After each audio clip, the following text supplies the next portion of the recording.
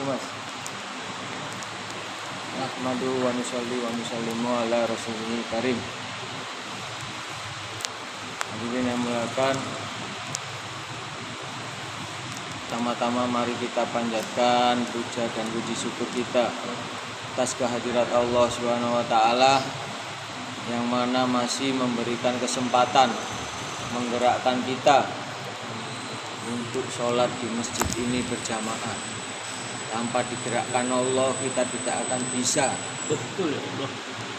Dan tidak lupa juga hadirin, kita ucapkan sholawat dan salam kita kepada junjungan besar kita Kanjeng Nabi Muhammad Sallallahu alaihi wasallam. Hadirin yang muliakan, Allah Subhanahu wa taala ini Maha besar. Maka sering kita sebut dalam sholat Allahu Akbar. Dialah yang Maha besar, Maha agung. Seandainya Allah tidak menciptakan bawang goreng ya, merica, maka semua makanan akan anyep. Ya, tidak ada rasanya. Ya. Seandainya Allah tidak menciptakan bintang-bintang, maka langit polos, tidak ada awan. Jadi kita tidak bisa enak melihatnya. Seandainya bumi ini polos, tidak ada gunung, tanaman, tidak ada lautan, apa yang kita lihat pasti tidak enak. Semuanya ciptaan Allah. Sebesar gunung, selebar lautan. Tetapi kalau kita lihat bumi ini besar, kita lihat lagi lebih besar lagi langit.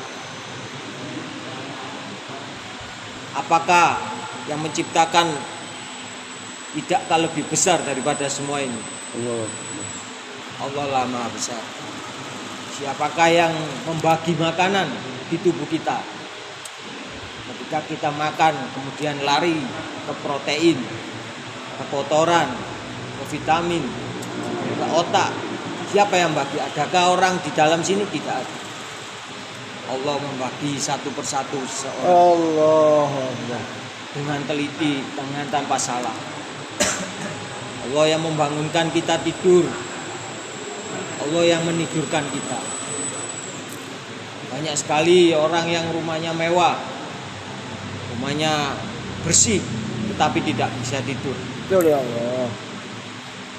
Banyak sekali orang yang gembel di jalanan, tapi tidurnya nyenyak tanpa pikiran. Semua ini Allah lakukan dengan kehendaknya. Semua di bumi ini skenario Allah. Kita tidak bisa apa-apa. Apa yang Allah mau, pasti dialah yang mau.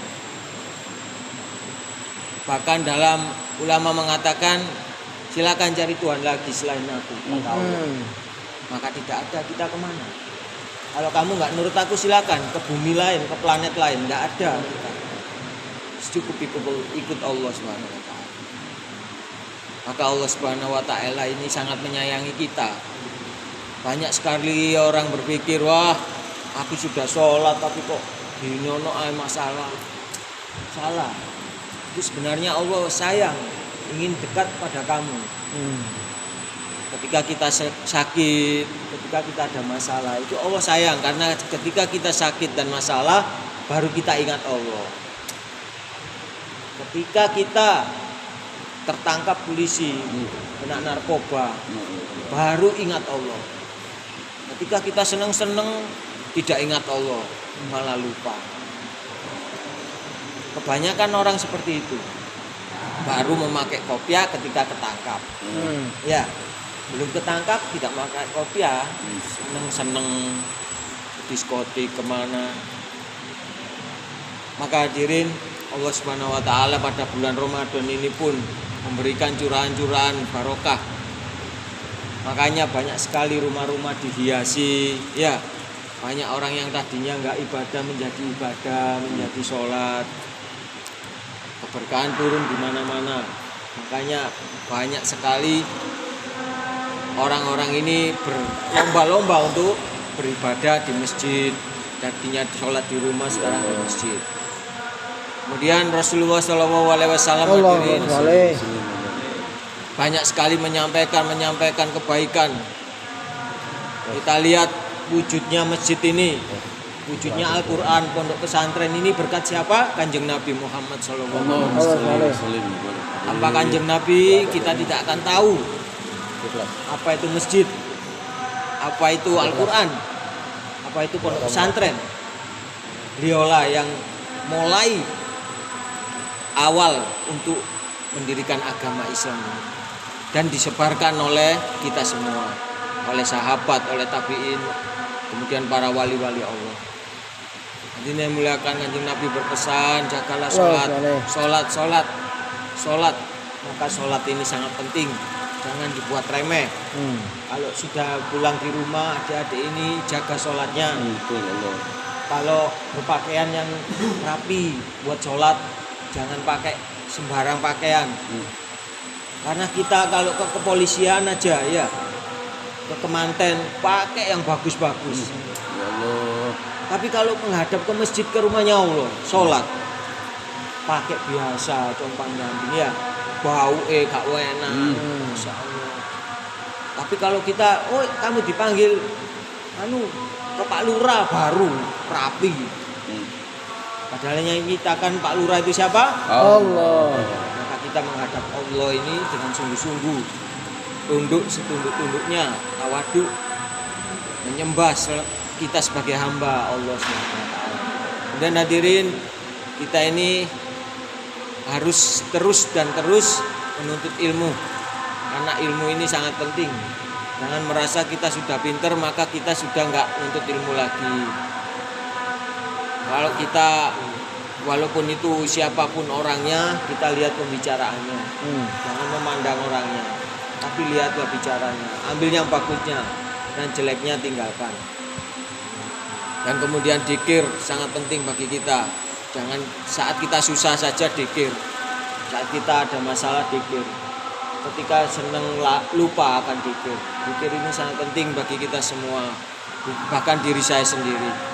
Maka hadirin, jangan lupa juga kita ini ikram saudara muslim, memuliakan saudara muslim kita sama teman.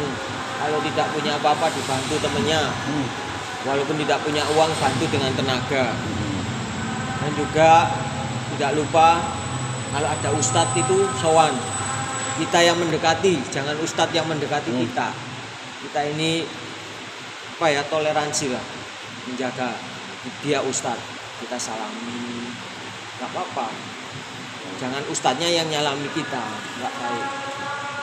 Dan juga hadirin yang muliakan, yang terakhir ini, semua ini lakukan dengan ikhlas. Jangan ada embel-embel.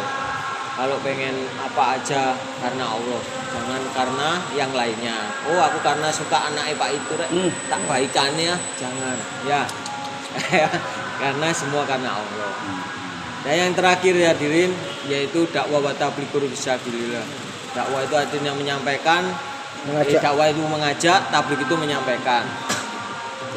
Dakwah ini mudah, ya semua orang bisa. Seperti adzan ini loh, dakwah dia, mengajak orang sholat. Walaupun sholat nggak sholat terserah, yang penting kita mengajak. Itu juga kita semua mengajak orang ke rumahnya Allah, rame-rame, bondong-bondong ke rumahnya Allah, yuk sholat.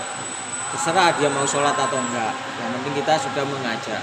Kemudian tabligh, sampaikan apa yang kalian dengar, apa yang kita dengar dari taklim, kita sampaikan. Ya, kemudian kur fisabilillah, yang mengorbankan diri keluar 3 hari seperti ini. Ya, jangan lupa kalau pengen lagi setiap bulannya kesini, ikut bilang ke Pak Arif atau siapa. Dan mas-mas ini sudah waktunya 4 bulan. Tiap tahun 4 bulan. Kalau sampean 3 hari dulu nggak apa-apa. Ya, ikut lagi untuk ngecas iman biar nggak lengser imannya. Ya. Dan kita semua ini akan insya Allah akan berjanji 4 bulan. Gimana? Insya Allah. Dan yang kalau Ustadz 1 tahun. Ya. Bersedia ikut 4 bulan. Insya Allah. Masya Allah. Kita keluar ini bukan untuk memperbaiki orang, tapi memperbaiki diri sendiri. Ya, jadi demikian yang bisa saya sampaikan. Kurang lebihnya saya minta maaf. Saya tutup dengan bacaan doa. Subhanallah wa bihamdihi, subhanallah wa bihamdika, asyhadu an la ilaha illa anta, astaghfiruka wa atubu ilaik. Assalamualaikum warahmatullahi wabarakatuh. Ayo, salam.